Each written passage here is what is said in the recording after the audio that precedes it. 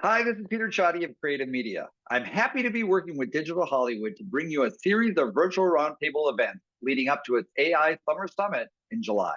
I work deeply at the intersection of Gen AI and the media and entertainment business. And in this series, I'll be showcasing the types of great guests you will find at the summit. In this first episode, I feature two award-winning musicians who give their thoughtful perspectives about generative AI and what it means to their livelihoods and also to their art. First, I asked Grammy-winning musician Stewart Copeland, drummer of legendary band The Police, how he feels about Gen AI. Then, I have an extended discussion with artist Alex Ebert, lead singer and songwriter of the great band Edward Sharper and the Magnetic Zeros. Alex is deeply knowledgeable about technology, and he's also a Golden Globe winning composer. I think you'll enjoy both discussions and get a lot out of them and about the relevant issues that face musicians and artists alike. So with that, let's start with Stewart Copeland of legendary band The Police. So how do you feel about AI in your world? I would agree with Peter Gabriel. It's a tool. Artists can use it. An analogy would be the drum box, which was originally designed for a lounge keyboard player to have some kind of accompaniment without having to hire a guy. And you could have a little box with 4 settings: rock 1, rock 2, samba, and rumba or something. Yeah. And it would go ooch-da, ooch-da, ooch-da, ooch-da, and the pianist could play along with this electronical accompaniment. Well, I got myself one so that I could have a drummer in my living room while I was doing my home recordings, and I could play guitar to the drum box. And they gradually got more and more sophisticated to the point where people were actually, I think the first person actually used one on a record that you could hear, I think was what's his name? Drummer, singer, Phil Collins. It's the first time you could actually hear the drum box on the record. And from there, it kind of grew and was considered to be a great threat to drummers. But in fact, drummers like myself, we got hold of these things and started making use out of them ourselves. And they became another tool used by drummers. And it turns out that human beings love to dance to an electronically created rhythm. Go figure, this primal impulse to thrust our pudenda in public can be most stimulated by a machine. How does that work? But anyway, but it's true. Humans are, the regularity of it does work. And so AI is similarly a tool. It can be threatening, but it can be used as well. I will share with you a secret. Don't tell anybody. I won't. But I unfortunately did establish a tradition of, every Valentine's, Mother's Day, and birthday, I write a little poem for my wife and love of my life. And it brings me great joy. Or rather, it did 30 years ago when I started this. And 30 years later, I've used up my rhyming dictionary. I love you because you're blue. Let's go to Tiffany's and get something new. That's not bad. Yeah. So AI, I've used that. And so AI comes along and I put in Mother's Day. Okay. Mother, she's the boss. Give a few, lines, and it comes back, and it's pretty anodyne, pretty lame, but it's something to work with, and I can jigger it here and push it there, and just sort of tart it up and change a few words, and I got something. And so AI gave me kind of a starting point. It's not good enough, but it gave me a starting point. I once tried to give me an opera plot. Okay, here's a story, got this element, that element, this historical character. Give me a plot. And oh my God, it came up with really lame stuff, and I couldn't use any of it. So it's early days, though. It is early days. Let's, in 2 years, or maybe probably in 10 minutes, it's going to be much better than it is now. Yeah, I mean, no question. Yeah, it's going to be threatening. There's some things in life. Communism is a fantastic idea, morally, inarguably superior morality, but it just doesn't work when humans get their hands on it. And I think the idea that all information should be available to everybody, anywhere, that's got to be a good thing, right? No, it actually is causing strife and disharmony in our communities. It's an inarguably good thing, but can cause evil. And I think AI is going to do a lot of good things, but it's also, as people are saying, probably pretty dangerous too. Yeah, yeah. Certainly understand from the artist perspective, obviously both perspectives, but the idea of taking police stems, stems from your songs and your voices and your drum, your drum beats and all that. Oh, that's already out there. Those samples are already out there. Oh, I'm sure. Yeah. I remember John Bonham was the first where you could get John Bonham grooves, Yeah. and that's from the record, damn it. Yeah. And they were available as samples. I think I might have even used them in a film score in a couple places. It's a tool. Yeah. What is it? Bruce Springsteen used my snare drum from Every Breath You Take in one of his big hits. Max told me about that. That's And interesting. I've been sampled all over the place. Message in Every Breath You Take. Andy was sampled ferociously by Puff Daddy to create a whole new song. So the AI is late to the game when it comes to ripping off the original artist. Right. Ripping off has been there from the very beginning. Yeah, oh, yeah. One thing, going back to the police derange for orchestra, one of the things I read is that as you were piecing pieces together, you came to the quote unquote unpleasant conclusion that Sting is a fucking genius and Andy's also a genius, but that's what I read. So yeah, and all this is my revenge. Most guitarists, they can get an amp that goes to 11. Yeah. But old Andy, his fingers go to 11. Yeah. I'm sure he's got 11 or 12 of those things, those chords he holds down. How's he do that? I don't even know. Yeah. Takes me a whole orchestra to reproduce Andy's stuff. Next, here's my extended conversation with Alex Ebert, lead singer and songwriter of the great band Edward Sharpe and the Magnetic Zeros. Alex is also deep in technology. He's not afraid of it. So I think his perspective as an artist, but also as somebody who's very tech forward, I think you'll find it to be very interesting. All right, everybody, I have Alex Ebert now. He's an artist, musician, composer, kind of does it all. Alex, I've known for many, many years and wears multiple hats, very tech forward, so deeply knowledgeable about technology. But I think that many of you will know of Alex as the lead singer and songwriter for Edward Sharpe and the Magnetic Zeros and the great song Home, among other things.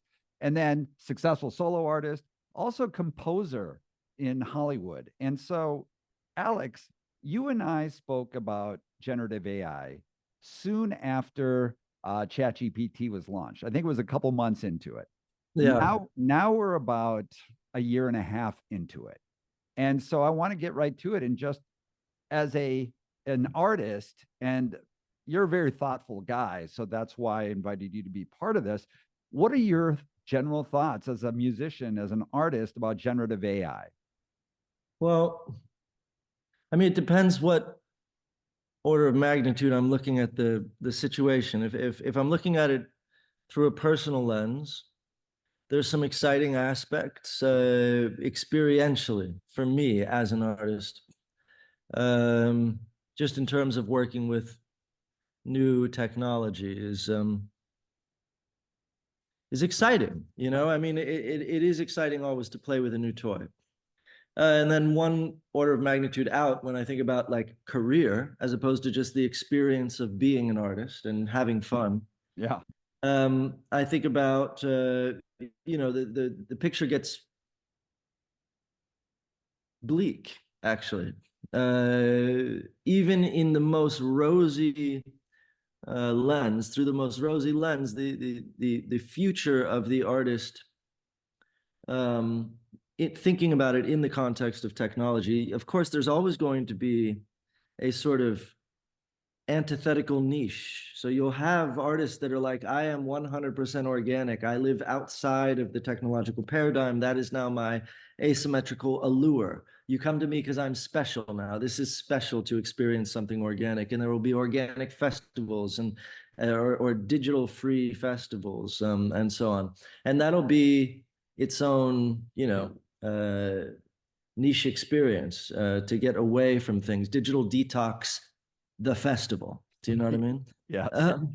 And however, as an artist, or thinking about it in terms of career, a lot of the stuff that we typically do, that typically constitutes mastery of something, is being now done fairly well by AI.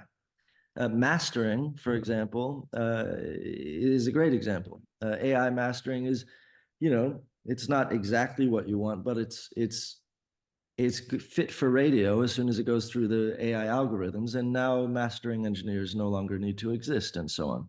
Tyler Perry just, instead of hiring like I don't know however many thousands of people it was for his studio, he just decided, okay, after he saw is it Sora. called Sora? Yeah. He just suddenly was like, okay, never mind. I don't need to hire these people now. Now, that's on a career level.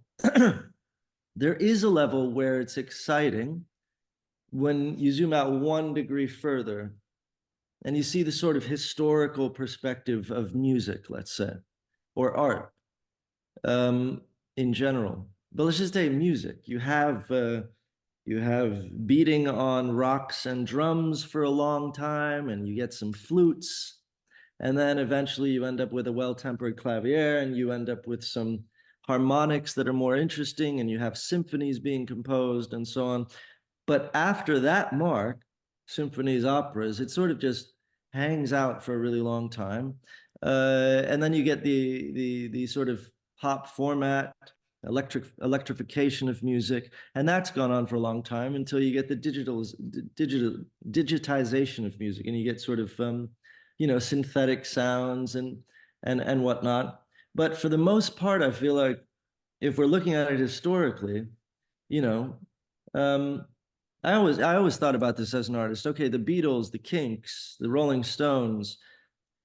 Why am I doing it? Why not just enjoy that stuff?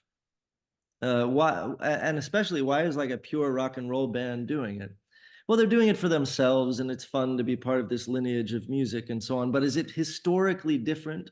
Is it historically any better, really, on even like on a qualitative level?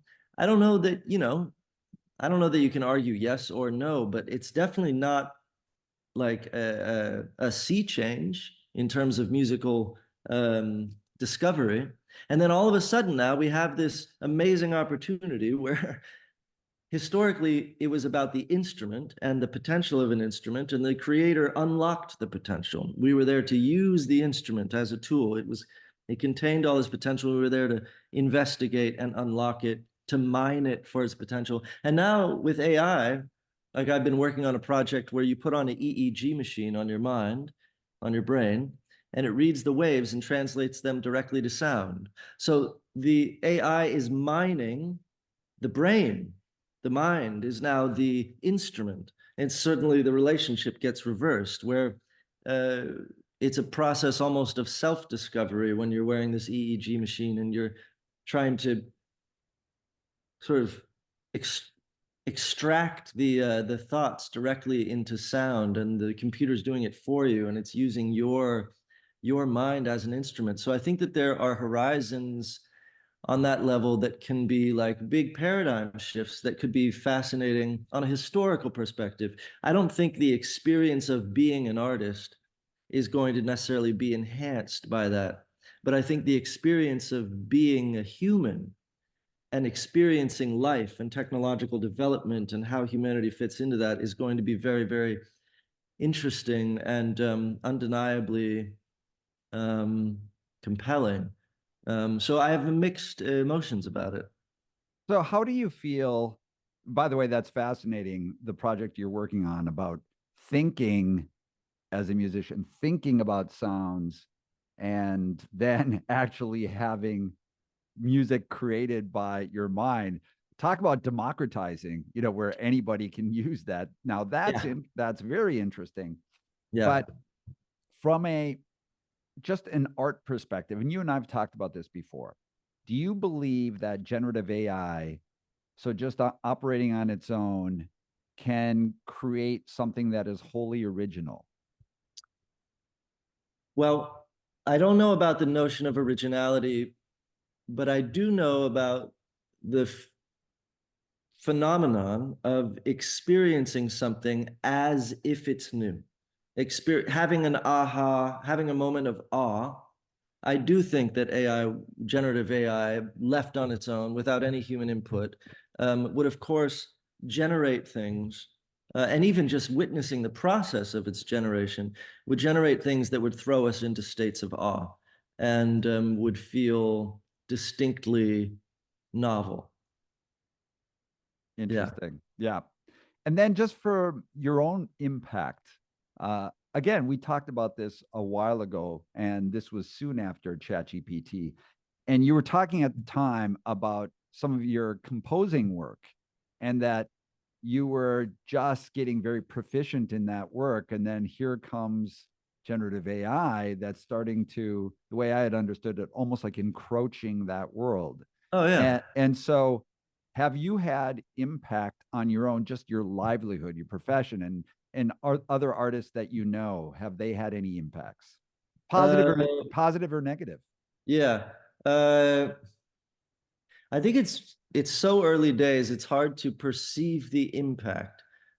Because to begin with, as a composer, for instance, I went to this, there's this old story where, I don't know who it is, it's the name is escaping me, but a very famous composer who was just coming up went to Henry Mancini's. He was telling this story at this little party I was at, and he tells the story of he goes to Henry Mancini's as a young composer before composing Rocky and all these wonderful things, and he says, Hank, do you have any advice? And Henry Mancini says, stay by the phone. Henry Mancini, the greatest, most prolific composer, at least American sort of Hollywood composer, his advice was to stay by the phone because that's how he lived, was gig to gig. Yeah. Because he never knew when something was coming in, and he would go, there would be deserts of years where he didn't get a gig. So as an artist in Hollywood especially, it's almost impossible to determine the extent to which your job is being taken away because you've already been conditioned to stay by the phone. And you've already been conditioned to understand that that phone may not ring for years. So we're already sort of like, because there's that power differential and like really the studios are in control and you're staying by the phone unless you're in control of your own project. You don't have a sense of who's taking away what yet.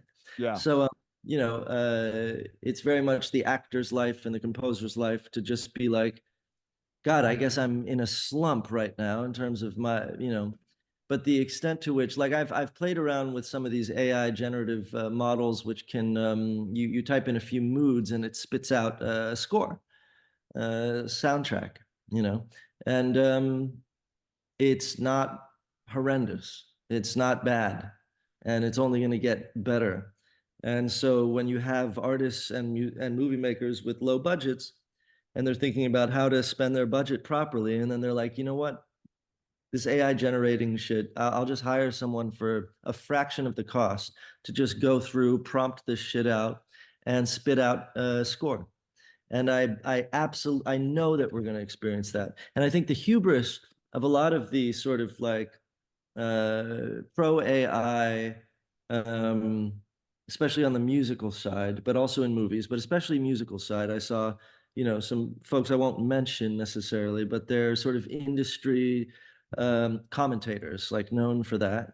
Yeah. And their whole thing was like, embrace it. AI is never going to replace a human. There's never going to be a replacement for the emotion of the human experience. And you're never going to be able to write lyrics that really speak from the heart using AI, which hasn't experienced it. So don't worry about that. It's just a tool. And of course, that's totally incorrect. In fact, it's been proven incorrect. There's already many songs that really touch people that are out there climbing the charts right now, whose lyrics were written by ChatGPT.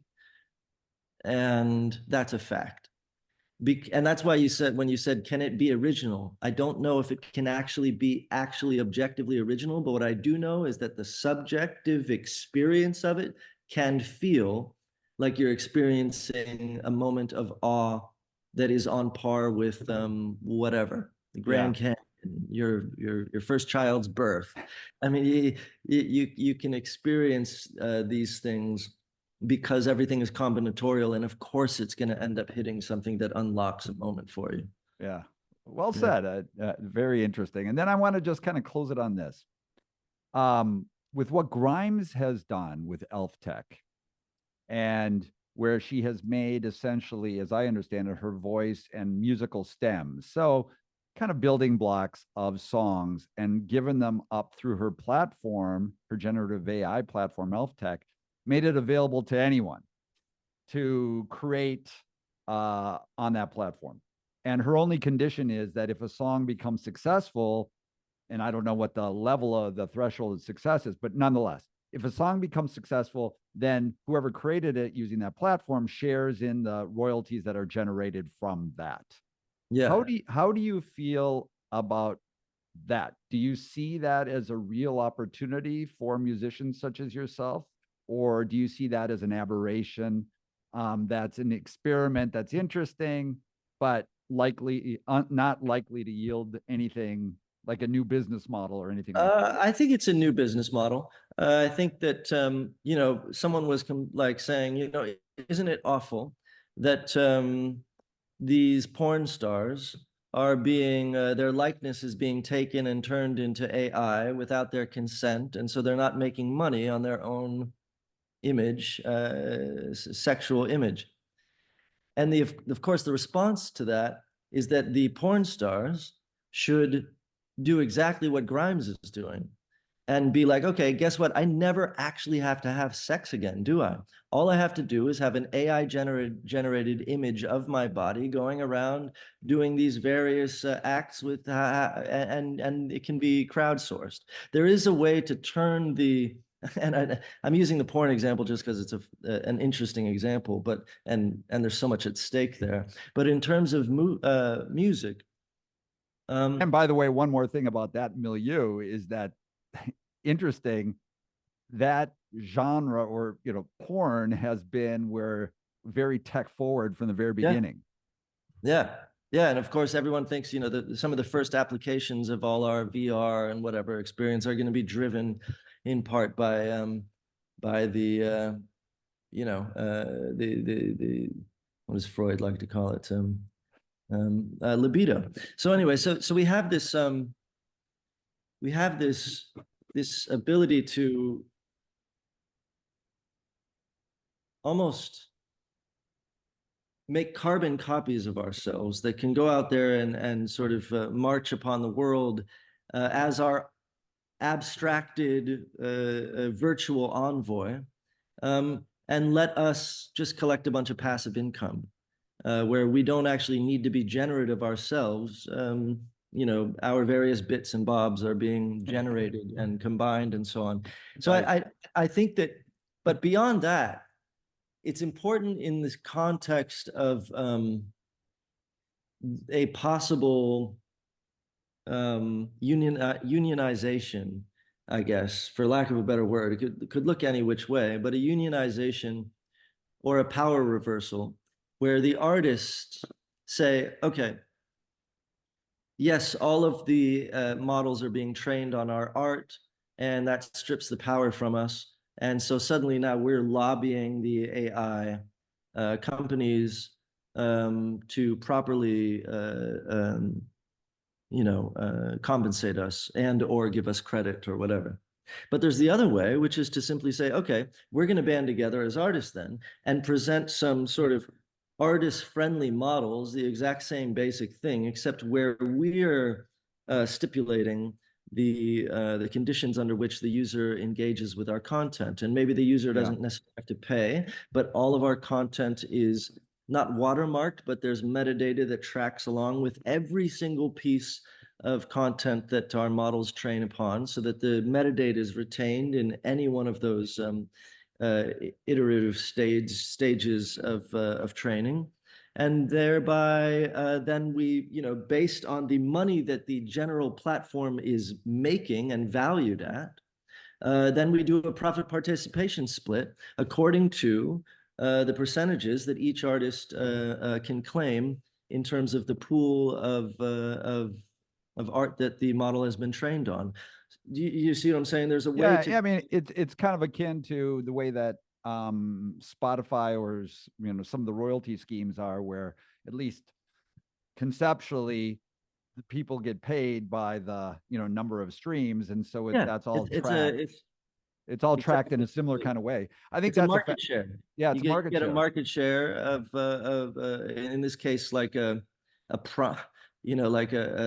generative AI market share, whatever, media share or whatever it is, but like where whatever's being spit out, and then you just assume that whatever's being spit out in the total export of the platform basically is the sum total of its valuation, and then you split things accordingly. And I think that models like that are more like, frankly, Marxist, like we are the means of production at this point. Like the art is the means of production. So we already technically should own it. We just have to build the factory.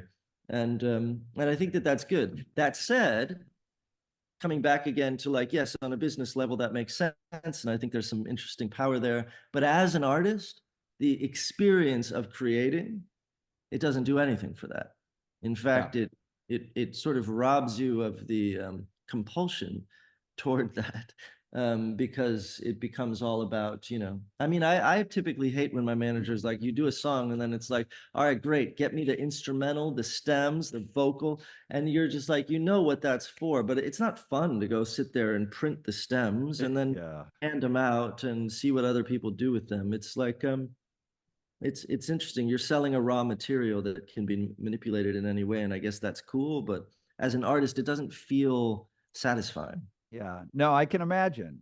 And even if the artist is willing to participate in that, and given the, just the, what is it called? Droit morale or whatever, which is the European sort of thing of, it's kind of the artist, like their feel, it's their soul that's poured in the artwork. And so when you're making just your stems available and giving it to the world, you kind of arguably lose that. But for somebody like you or Grimes or others who have fans, they may really engage, and I can see the upside in terms of like all the new music that keeps keeps the artist alive and throughout, and new experiences and the new monetization. And for those who have fans, you also, that I don't believe that's going to be cannibalizing, because you have fans who still, at least a significant portion, I gotta believe, will still want to have the fully Alex Ebert experience, that is authentically him. He wrote these songs, he created this music, and his personality is fully behind it. That the consumer side of it, in terms of appetite for derivatives, like crowdsourced derivative works of your favorite artist, I really don't know what the consumer appetite is for stuff like that. I know that I don't care about remixes, but I know that other people do, for instance. Now, you typically care about a remix of your favorite artist if it's done by a DJ who you also are a fan of, I suppose. I know that whenever I hear remixes of whatever, Home, let's say, usually I just don't care. I don't know. And I don't think probably anybody else does. So it'll be interesting to see the extent to which songs are created in a way that, that where there's actual excitement around it, and so on. I suppose the song would have to be really tremendous. In the case of Grimes, she's offering, I think, 50-50 pub. Right. So in the case of her, it's less that it's almost like a competition. Who can make a top, and it's not going to be, it won't go to the top 10 because of the novelty of this was a Grimes remix. No one cares. But if it's an amazing song, then there you go again. And um, so yeah, I suppose there might be an appetite there. I think definitely the novelty there is in the publishing participation, where you actually participate 50-50 with anything that she's. I think she also offered that with regard to making any AI song that has her voice. Yeah, that's right. That's Yeah. right, as I understand it. Well, listen, Alex, I really appreciate you giving your perspectives to everybody out there in advance of this AI summit for digital Hollywood. And you know, I love the thoughtful nature of how you approach it all. And just as an artist, respect your work. And tell everybody out there, what are you working on right now? What can we expect from you? Yeah, so as I mentioned earlier, I'm working on this EMG sort of mind song apparatus AI thing where you put on this little headset and Yeah. it reads your brain waves and so on. So that's a fun project that I've been working on the last 6 months or so. But I got 5 solo albums that are waiting to drop. So yeah, most of them will probably be dropping this year. And then, from there, we'll see. That's a lot of music. That's a Yeah. lot of music. Well, I've been sitting on it for a long time. So yeah. Look forward to hearing it. That's great. Yeah. And just on the, what you were talking about, the headset that takes your thoughts and makes music, is that something that's public? Is it a privately held company that's doing that, or who is that? No, it's private. Okay. We did, just in terms of being public, we did a public demonstration of it here in New Orleans. New Orleans has a little tech community growing. Actually, I'll introduce you to some of the people here that are involved in that. But no, it's a little startup at the moment. So yeah, we haven't built our own hardware, but that's the next step, and we're trying to keep it very minimal. And it's amazing the capacity to really take, for instance, the various white papers out there, the robust LLMs, and harness them in your little basement. It's pretty amazing, and what we're getting done with the EEG machine is pretty phenomenal. It's everything is literally waveforms. Everything is frequency, and so to actually take that, almost skip the LLM and go straight to music is has been pretty fun. Yeah, so we have like a little machine learning outfit, and yeah, we're having fun with it. It's been fun. It's an artistic venture in and of itself. Yeah, it sounds like it. Well, very good, Alex. Great to see you. Everybody, right. Check out the new music when it comes out, and appreciate your thoughts, Alex. And we'll talk again soon. All right, cheers, Peter. Thank you. See ya. Bye. My first virtual roundtable event leading up to Digital Hollywood's big AI Summer Summit. Stay tuned for my second episode in the second half of April. And until then, keep up with all the key developments of how Gen AI is impacting the worlds of media and entertainment by subscribing to my new newsletter called The Brain. You can find it on Substack at themediabrain.substack.com. Also, check out my entertainment and AI business and legal services firm, Creative Media. You can find us at creativemedia.biz. That's .biz. And see you next month at the next virtual roundtable, and then see you also in July, where I'll be moderating a couple panels at the AI Summer Summit.